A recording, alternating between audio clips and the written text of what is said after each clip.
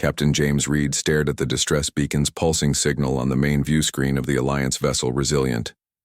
The call had originated from the Nalari colony on Proxima 7, a peaceful settlement established by one of the gentlest species in the galactic Concord.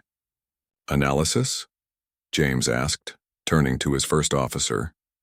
Lieutenant Anna Miller shook her head. "Nalari emergency protocols.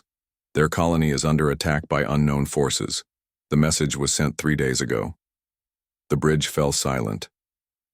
The Nalari were architects, philosophers, and diplomats, not warriors.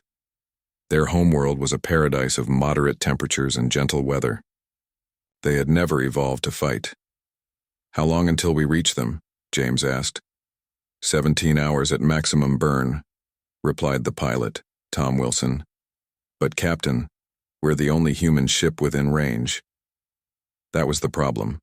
The Resilient was a medium-class patrol vessel with a crew of 30 humans. Against an unknown enemy force capable of threatening an entire colony, they would be hopelessly outmatched. "Contact Central Command," James ordered, "and push the engines as hard as they'll go." In the vast assembly hall of the Galactic Concord, Elder Vreen of the Nalari delegation trembled before the gathered representatives. "Our colony on Proxima 7 has gone silent," he said, his voice wavering. "We have lost contact with 10,000 souls. Our ships are research vessels, not warcraft. We beg for assistance." Murmurs spread through the assembly. The delegates from the Orion Confederation and the Talaxian Empire exchanged glances. Their ships were weeks away at best. Ambassador Robert Davis of Earth stood up. "The human patrol. Vessel Resilient will reach Proxima 7 in less than a day," he announced. "And I am authorizing the immediate deployment of the Third Fleet from Sol." Gasps echoed through the chamber.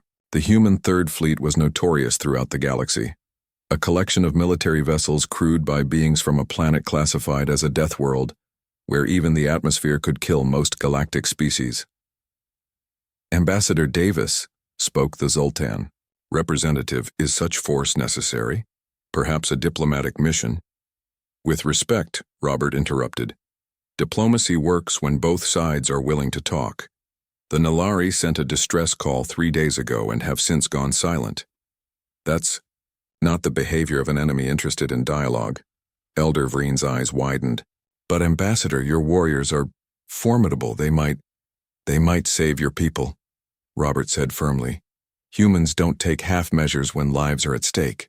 The Resilient dropped out of faster-than-light travel at the edge of Tuoi, the Proxima 7 system. The colony planet hung in the view screen, a blue-green jewel that should have been teeming with life. Instead, 3 massive ships of unknown design orbited the world. Their hulls were angular and black, studded with weapon emplacements. "Life signs on the surface?" James asked. "Scattered but present," Anna replied. "Several thousand Nalari life signatures, concentrated in the main settlement, and something else. Energy readings I don't recognize. Those ships could vaporize us with a single volley," Tom whispered. James straightened his uniform. "Send a message on all frequencies. This is Captain James Reed of the Alliance vessel Resilient. You are engaged in hostile action against a protected colony. Withdraw immediately or face the consequences." The response came almost instantly, a barrage of energy weapons that rocked the Resilient violently. "Shields at 60%, Anna shouted. "They're powering up for another volley." James gripped his command chair. "Evasive maneuvers. Deploy countermeasures and target their weapon systems. We need to buy time." "Buy time for what?" Tom asked, his hands flying over the controls. "We're outgunned and outnumbered." James allowed himself a grim smile. "For the rest of humanity to arrive." For 17 hours, the Resilient danced around the enemy vessels, absorbing punishment that would have destroyed most ships.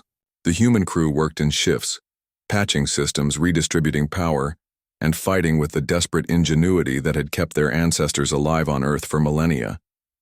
They managed to damage one enemy vessel and draw the attackers away from the colony. But the Resilient was falling apart. Hull breaches on 3 decks, life support failing, weapon systems overheated. "Captain," Anna called out, her face streaked with sweat and soot. "We can't take another hit." James nodded, his own uniform torn and bloodied from a console explosion. "All hands prepare for new contacts," Tom interrupted, staring at his display in disbelief. Multiple signatures dropping out of FTL. The view screen flickered to show a sight that made every human on the bridge stand straighter. 27 warships of the Third Fleet, arranged in battle formation. At their center was the dreadnought Terran Resolve, a vessel so massive it blocked out the local star from the Resilience perspective. A channel opened and Admiral Jane Foster's voice filled the bridge. "Captain Reed," she said calmly, "you look like hell. Fall back and make repairs, we'll take it from here." The enemy vessels turned to face the newcomers, weapons charging, but they never got the chance to fire. The human fleet moved with practiced precision, fighter squadrons swarming from launch bays while destroyers and cruisers unleashed fusillades of railgun fire and energy weapons.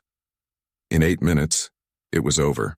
The enemy vessels were disabled or destroyed, and dropships were already descending to the colony surface where the surviving Nalari waited.